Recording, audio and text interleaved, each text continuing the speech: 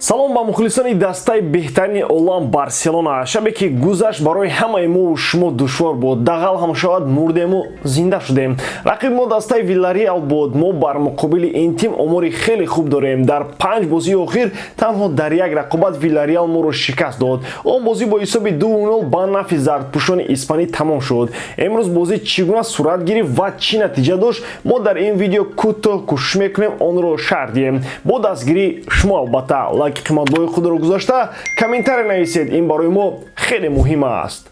Дӯстон, сарпарасти видеои мо ширкати 1x мебошад. Дар он ҷо ҳамвақт кайфсинтои баланд ва бонусҳои гуногун шуморо интизор аст. Ҳамчунин нафароне ки то ҳол регистратсия накардаанд метавонанд дар аввалин пардохт бо промокоди TG Barca соҳиби $100 бонус гарданд. Ссилкаи бозӣ дар комментарияи ин видео.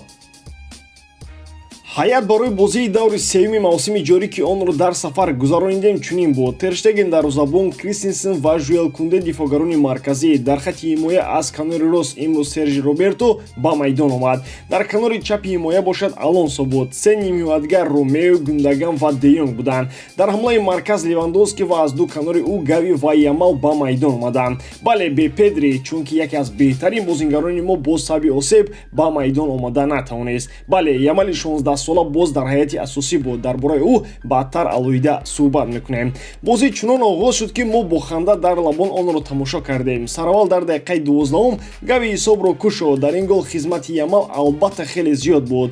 Ба ман медонед чӣ писанд омад? Оне ки Гави голи худро бо усули Педри ҷашн гирифт. Дар баъзе мавридҳо метавон розӣ шуд ки Гави дар майдон корҳо ва амалҳои ғайрилозим анҷом медиҳад. Дар бисёр ҳолатҳо кӯшиши аз ҳад зиёди ӯ баръакс бар зарари даста мешавад. Кортҳои зиёди зарди ӯ ҳам дар бисёр ҳолатҳо ба ҳамин хотир ҳастанд. Мо ҳоло хурсандии ин голро тамом накарда будем ки Френки Де Йонг голи дуюми моро ба ҳадаф расонд.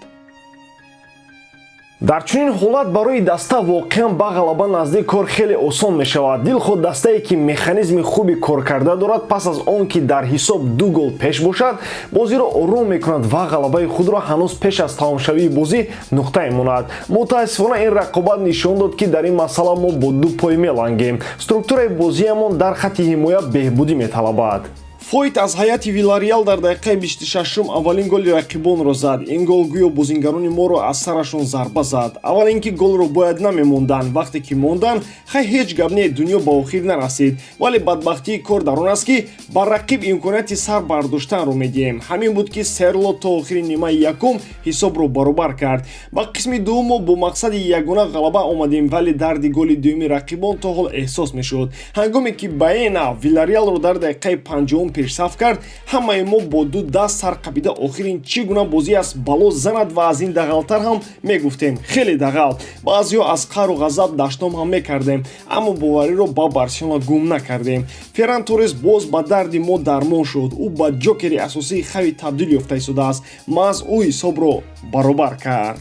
Дар видеои гузаштаи баъди бозӣ гуфта будам ки Ферран Торрес арзанда аст ки дар ҳайати асосӣ бошад ва дар ин нашр ҳам аз ин фикрам рӯй намегардонам. Аз бозингарони эҳтиётӣ кӯшишҳои фатӣ рости гап умуман писанд наомаданд. Ин қадар имкониятҳои зиёди аз даст дода дигар қару ғазаби моро хеле зиёд карда истодааст. Левандовски ҳам чӣ балояш задааст ки як бар якро бо гол анҷом дода наметавонад. Он имкониятҳое ки дар Бавария Роберт истифода мебурд, дар Барселона онҳоро барбод медиҳад. Ба бахти ӯ голи ғалаба ро маъз ҳамлагари полшагӣ дар дақиқаи 71 зад, вагарна Левандовски яке аз заифтарин бозингарони майдонӣ эътироф мешуд. Ин гол ба Лёва бояд пар бидиҳад то ӯ дар рафти мавсим ба парвозҳои баланд ноил шавад. Левандовски тамоми корро ба хотири гол назадан анҷом дод, аммо Ямал кули нақшаҳои ӯро барбод дод. Баъди он амалҳои Ямал ва имконияти фароҳам оварда ба Роберт он ҷо гол назадан гуноҳи азим мешуд. Левандовски ҷура акнун зинда шав, бедор шав, мавсими пуртуғен аллакай оғоз шуд. Акнун як нафаре ки бояд алоҳида таъриф шавад, дар борааш ҳарф мезанем. Шумо аллакай пай бурдед ки ман дар бораи Ямал мегӯям. Рости гап он корҳое ки айни замони Ямал дар майдон карда истодааст, он бозие ки айни ҳоли Ямал нишон медиҳад дар 16-солагии худ, яъне дар синни соли Ямал на Месси метавонист ва на Фати. Умеди онро дорем ки Ямал ба мисли Фати карьераи худро аз даст намедиҳад. Умедворем ки ин футболбоз аз осебҳо халос бошад. Ҳар амале ки дар бозӣ бо Виллареал Ямал дошт зарраи зиёду кам набуданд. Чашм нарасад, воқеан ҳам маҳорати олӣ. дар маҷмӯъ бояд гуфт ки дар ин рақобат ҳам мушкилӣ дар ҳамлаҳои позитсионӣ ва ҳам камбудиҳо дар прессинг дида мешуданд. нофаҳмиҳои зиёд ба чанд ҳолати рақиб дар аввали бозиам оварда буданд. авҷи ин нофаҳмиҳо голи задаи Серлот шуд. то он даме ки Гави бо сар гол занаду Ферран Торрес ҳар зарбаи худро бо гол тамом кунад, ин мушкилиҳо паси парда мемонанд, аммо Хави дар сари онҳо бояд андеша кунад. дар ин бозӣ муҳим ғалаба буд. бо мушкилӣ аммо 3 имтиёз дорем. муборак бар дастаи беҳтарини олам.